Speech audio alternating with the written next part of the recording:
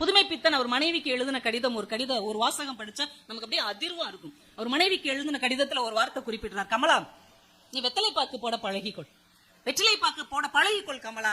ஏனென்றால் நாம் சாப்பாடு இல்லாவிட்டாலும், நமக்கு உணவே கிடைக்காவிட்டாலும், சாப்பிடுவதற்கு நமக்கு வசதியே இல்லாவிட்டாலும் வெற்றிலை பாக்கு போட்டுக்கொண்டால் அக்கம் பக்கத்தில் உள்ளவர்கள் நாம் நன்றாக சாப்பிட்டு விட்டோம் என்று நம்புவார்கள். வெற்றிலை பாக்கு போட பழகிக்கொள்.